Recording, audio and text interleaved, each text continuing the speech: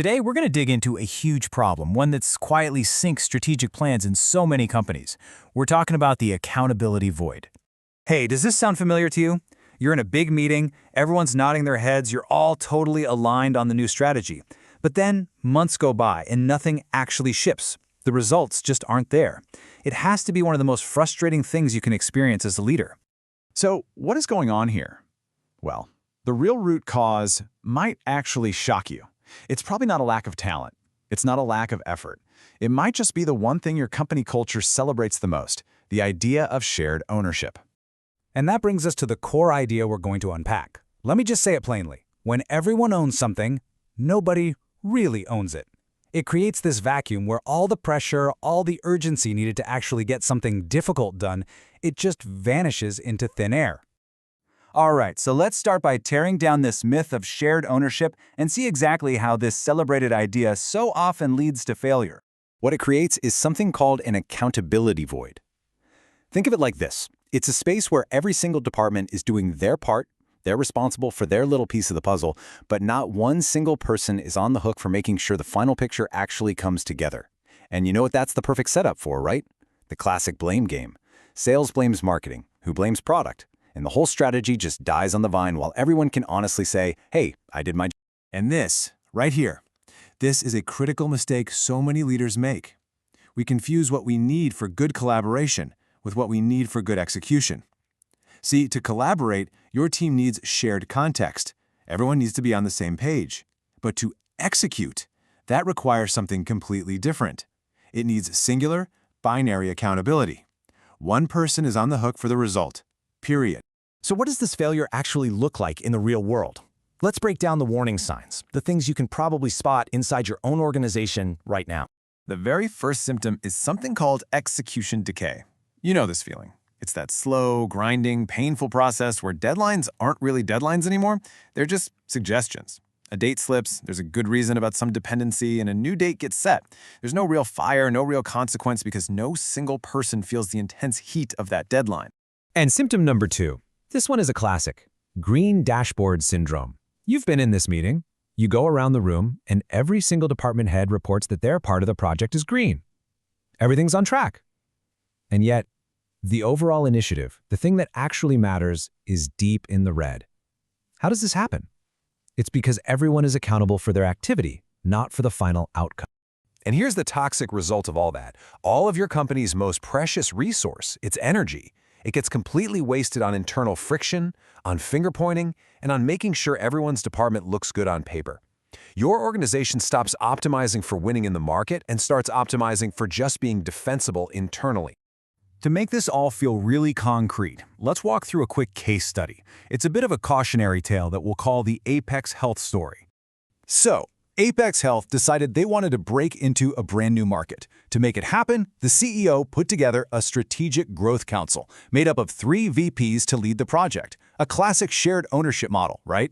Well, the result was predictable. Within just a few months, critical features got delayed, resources got pulled away to protect other projects, and after half a year, 0.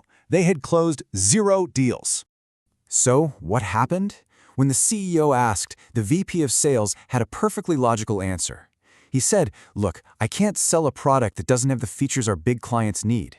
And from his point of view, he was totally right. But then you go talk to the VP of Product, and she also has a completely rational reason for her actions. She said, I was getting hammered to build a different feature, to stop our existing customers from leaving. I had to protect our core business. And you know what? That also makes perfect sense for her and her department's goals. And finally, you have the VP of Client Success who backed the product decision. Her defense? I was clearing the path for the future. She argued that her team needed that other feature to free up bandwidth for the big enterprise clients they hoped to get. Now here's the key. All 3 of these people were smart, they were well-intentioned, but because no one person owned the ultimate outcome, the failure became an orphan that nobody had to claim. So when things go wrong, like they did at Apex Health, what do we usually do? We tend to reach for the same old tools from the corporate toolbox. But, as we're about to see, these common fixes, they usually just make the problem even worse. Let's start with committees. We love forming committees, don't we? But they're literally built to avoid risk, not to take it. A committee will almost always water down a bold idea to get consensus.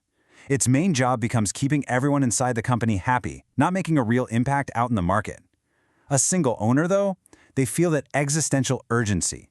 They know they have to make it work, so they're willing to make the bold bet. And what about the beloved RACI chart? Come on, you know everyone loves to pull out a RACI chart. But let's be real here. A RACI chart is just a piece of documentation. It describes a process. It doesn't actually enforce anything. True governance isn't a spreadsheet.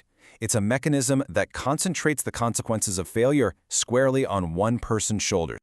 Okay, so if committees and charts are out, what actually works? Let's get to the good part. Let's talk about how to actually design your organization for real, hard-hitting accountability. This is maybe the most important takeaway of all.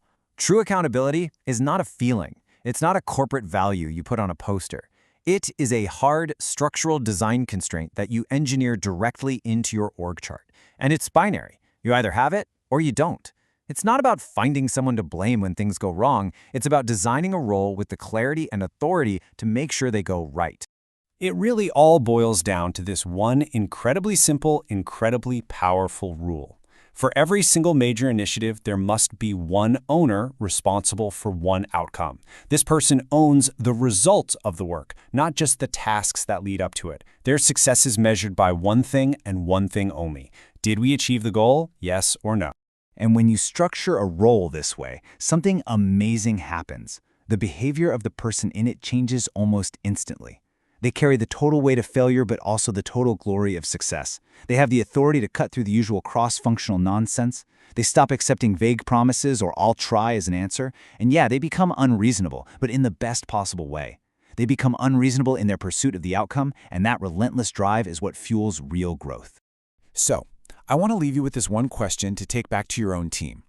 Look at your most important strategic initiative right now. If it were to fail tomorrow morning, who is the one person who would truly lose sleep over it? If you can't immediately name that single individual, you don't have a people problem on your hands. You have a design problem.